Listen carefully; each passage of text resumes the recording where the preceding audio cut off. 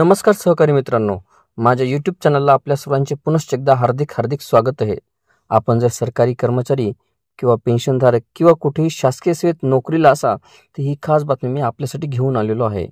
पण तत्पूर्वी आपण आमच्या चॅनलवर नवीन असल्यास चॅनलला निश्चितच सबस्क्राईब करा आणि बेल आयकॉनला प्रेस करून ऑल नोटिफिकेशन्स ऑन करा, जेणेकरून आपल्याला व्हिडिओचे सर्व नोटिफिकेशन्स सर्वात अगोदर हे प्राप्त होतील। महाराष्ट्रासहित संपूर्ण देशभरामध्ये सरकारी कर्मचाऱ्यांच्या माध्यमातून नवीन पेन्शन योजना रद्द करून जुनी पेन्शन योजना लागू करा अशी मागणी सातत्याने केली जात आहे। राज्यात या मागणीसाठी सातत्याने आंदोलने सुद्धा केली जात आहेत। ही मागणी पूर्ण व्हावी यासाठी बेमुदत संपाचे हत्यार सुद्धा कर्मचाऱ्यांनी उपसले होते, मात्र सरकारकडून फक्त आश्वासने दिली जात आहेत।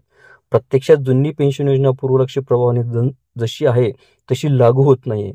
मी आपणास सांगतो की 2005 नंतर महाराष्ट्र राज्य शासकीय सेवेत जे कर्मचारी रुजू झाले आहेत त्यांना जुनी पेन्शन योजना लागू न करता नवीन पेन्शन योजना लागू करण्यात आली आहे।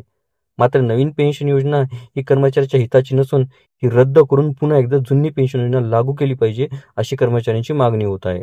दुसरीकडे केंद्रातील सरकारने केंद्रीय कर्मचाऱ्यांना युनिफाईड पेन्शन स्कीम लागू करण्याचा निर्णय घेतलेला आहे। यात कौटुंबिक पेन्शनचे देखील प्रावधान आहे।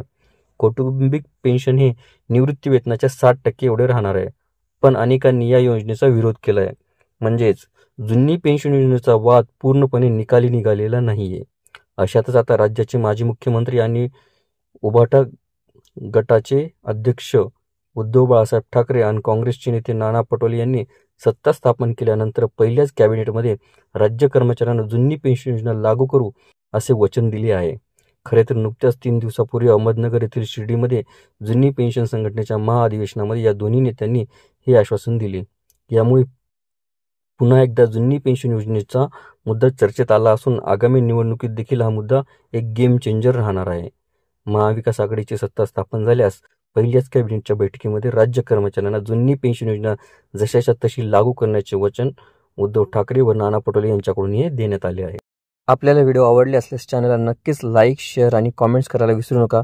तसेच चॅनलला ऑल नोटिफिकेशन्स ऑन करून सबस्क्राईब करा, जेणेकरून व्हिडिओचे सर्व नोटिफिकेशन्स आपल्याला सर्वप्रथम मिळतील।